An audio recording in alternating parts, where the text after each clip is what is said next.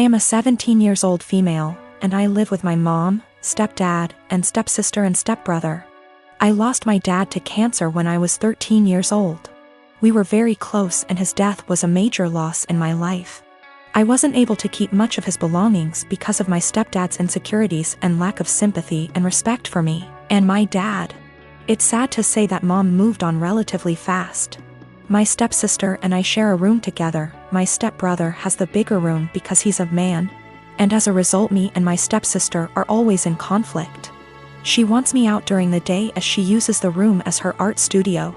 She recently accused me of stealing her tools and convinced her dad to get a lock, so now I'm being forcefully locked out and can't get in till after a huge argument and getting mom involved.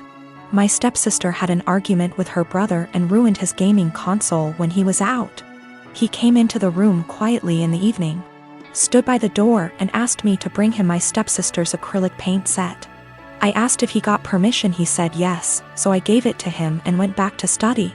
At dinner, my stepsister came downstairs yelling that her brother had access to her room and ruined her paint set. There was a lot of yelling and arguing. Stepdad asked how my stepbrother walked into the room when it was supposed to be locked. My stepbrother admitted I helped him out and brought the paint set to high.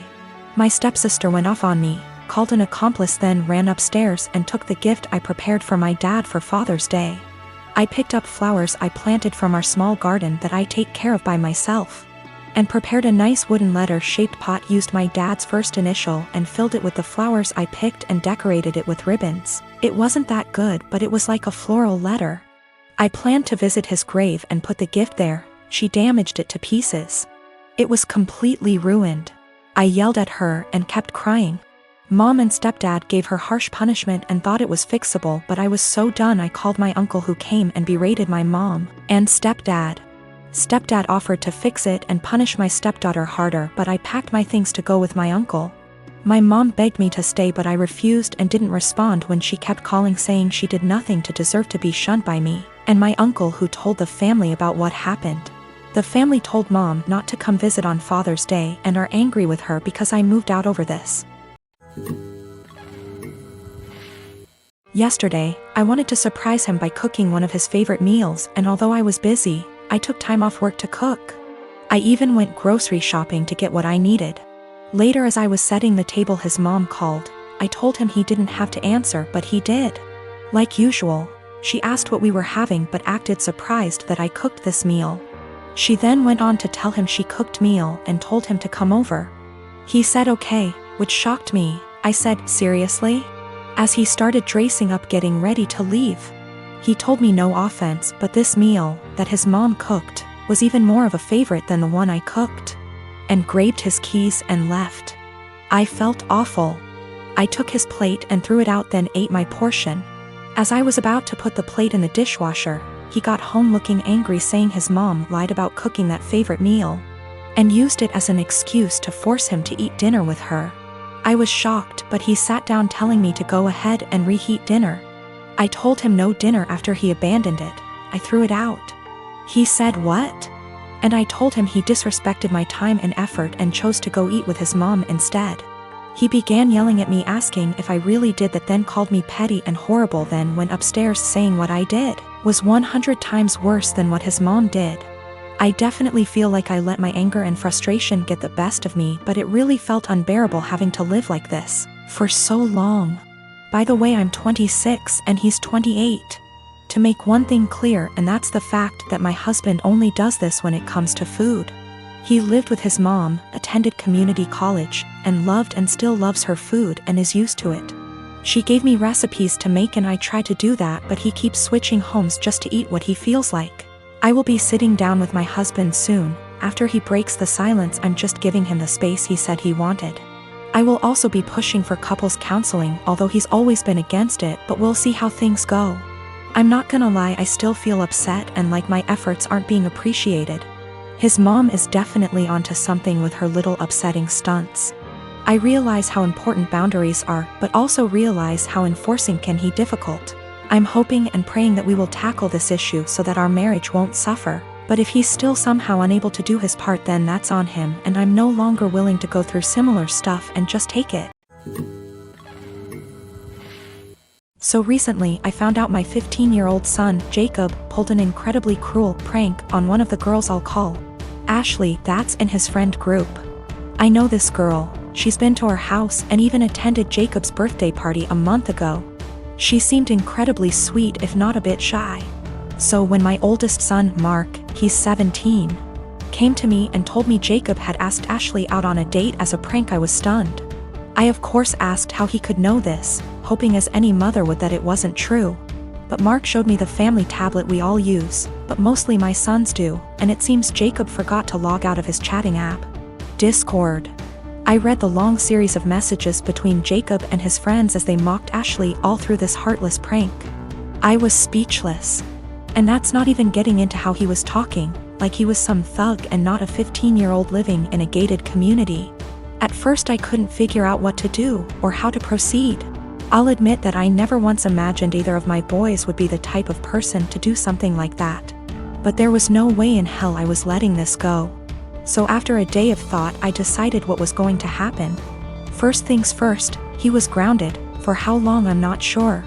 Secondly, I'd gotten Jacob a bike for his birthday, but it hadn't arrived until the day previous and I'd planned to give it to him when my parents came to visit since they'd been unable to make his party. But instead of that I showed him I knew about the prank and told him he was grounded. Then I made him carry the new bike out of my bedroom closet and to the car before driving to Ashley's house, him crying the whole way. I'd called her parents earlier and explained everything, and so once we got there I had him cart it to their front porch and ring the bell. Then in front of me, Ashley, her parents, and God, I had him give a sincere apology and gift her the bike. Even I apologized to her, saying I didn't raise my boy this way and what he did was unforgivable.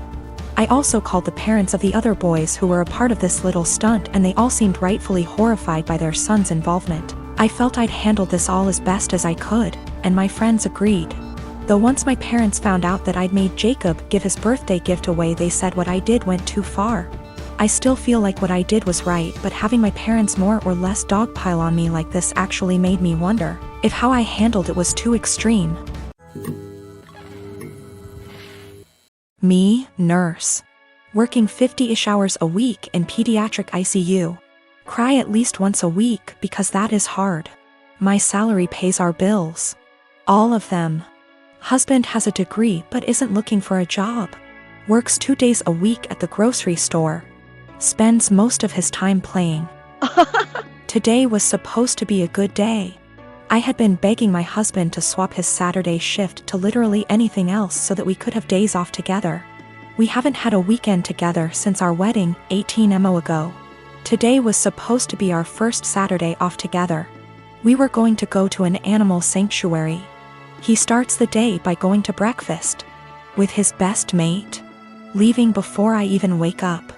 I wake up around 9 and realize he is not home. Call. He says he's helping his mate set up some lights and that the weather is too rainy for the animal sanctuary anyway. He gets home at 1-ish. Lies around. Plays some video games, promising we would cook dinner together tonight. Leaves again at 5 to help the same mate with something else. I go grocery shopping. I don't drive because of medical issues, but I walk there and back in the rain. I get home, realize I've left my keys inside. Call husband, knowing he's 5 minutes away. He says he will leave in a minute. I sit in the rain and the cold, southern hemisphere. 45 minutes later, I call again. He hasn't left yet. He finally agrees to come and let me in the house, so he drives up, presses the clicker to let me in the garage and leaves again. At 10, I called to see where he is. His friend answers. Says he is driving out to do something an hour away.